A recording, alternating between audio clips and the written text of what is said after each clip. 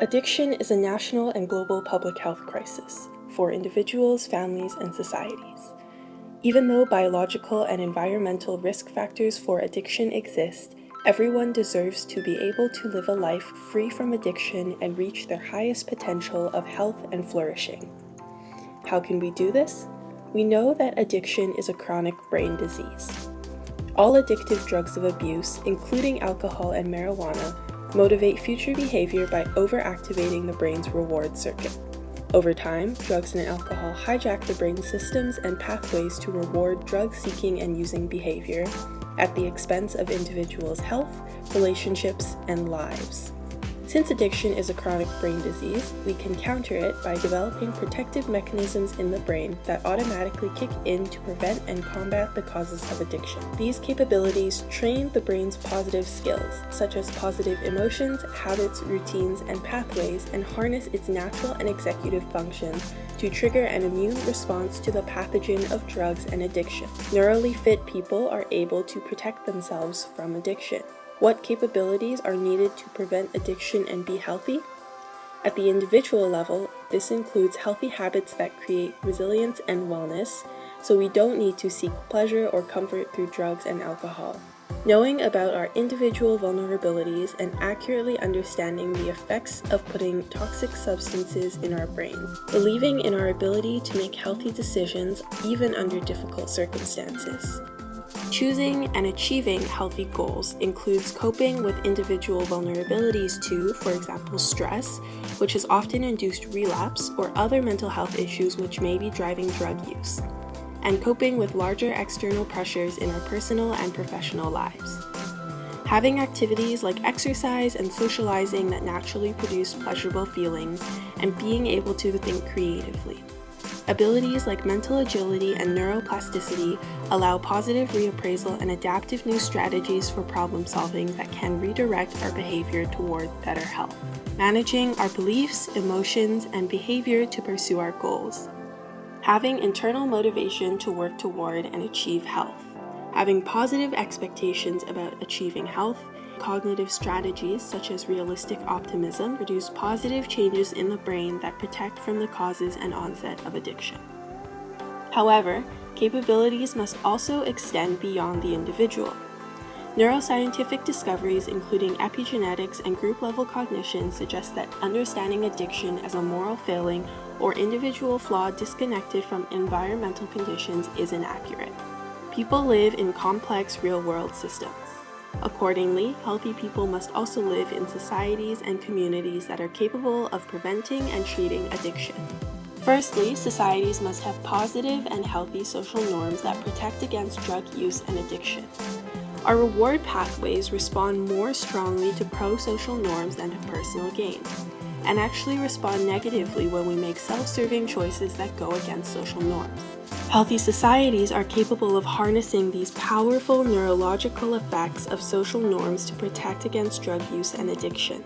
In addition, when enough people have developed capabilities sets against addiction, herd immunity keeps others safe by reducing material opportunities for drug use and addiction, but also because the social contagion of behavior and groupthink are reduced. Capabilities are thus able to protect entire populations. Social relationships and connection also play an important role. Social reward and drug use activate the same reward pathway.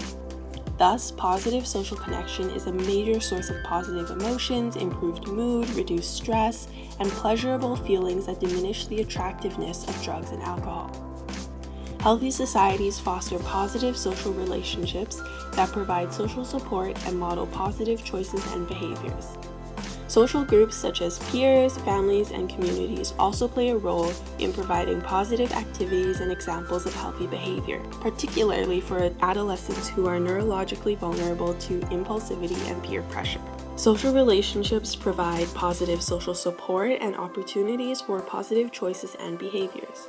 In healthy societies, social groups also limit exposure to and availability of drugs and alcohol.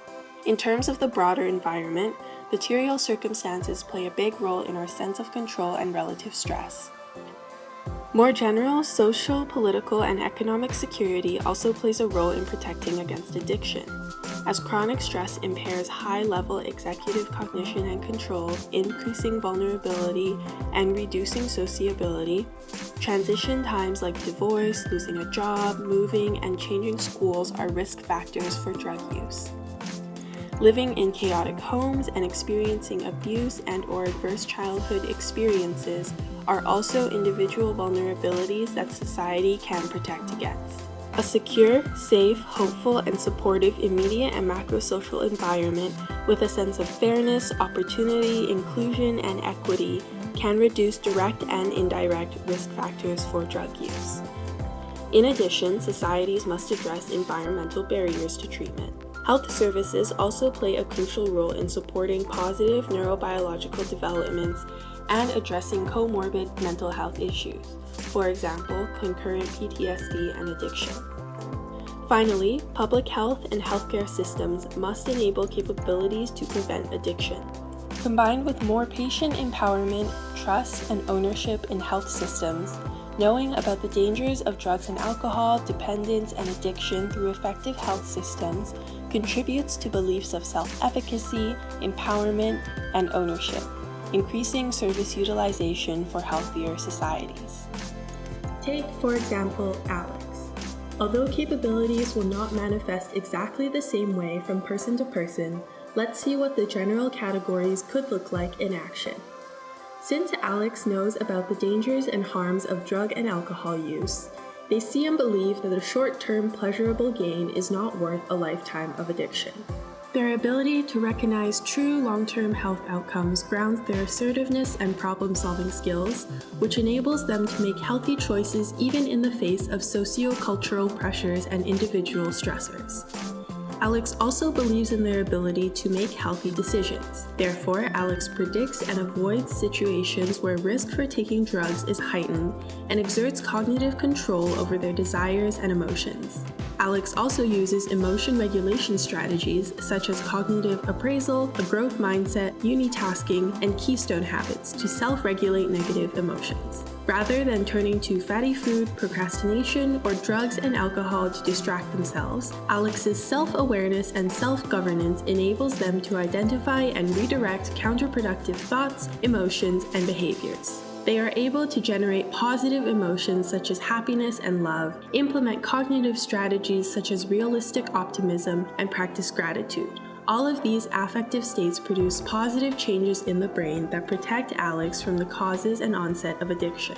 Alex's healthy habits include running for exercise, which improves their negative emotions and moderates their stress levels. Alex's positive behaviors are supported by their social relationships and connections, which reinforce Alex's healthy habits, and by their social groups, which serve to supervise, model, educate, and develop Alex's health and well-being. For example, their after-school activities reduce vulnerability to drug seeking and addiction. The social norms in Alex's society discourage drug and alcohol use out of a recognition of their extreme adverse consequences, and Alex's public health and healthcare systems deliver effective, impactful messaging about the dangers of drugs and alcohol, dependence, and addiction, as well as positive messaging about health, treatment, and flourishing. Alex's internal health capabilities are also supported by their environment, with affordable public transportation, manageable distances and travel times to health services, and socio-culturally competent and linguistically inclusive healthcare. Alex is able to access health services when they need them and pursues care because they trust that their health systems will help them. While concentrated disadvantage, economic deprivation, and lower socioeconomic status are linked to neuropsychological vulnerability to drug and alcohol use and addiction, Alex's society has job security, income security, excellent learning environments, and economic diversity, all of which protect against causes of addiction by promoting psychological well-being. Their society promotes the general social, political, and economic stability needed for health by creating the conditions for healthy family relationships, loving and nurturing home environments, job and career development stability, and welcoming, supportive, and diverse schools and communities. A new public approach to addressing addiction and comorbid mental health issues is clearly needed. Even where there are biological and environmental risk factors, Everyone should be able to exercise free will to be healthy and to flourish. A set of capabilities to prevent addiction must include individual and societal abilities to prevent and counteract the long-lasting changes in the brain that substance dependence creates. The goal is to develop strong and healthy neural systems in all people to prevent the chronic brain disease of addiction.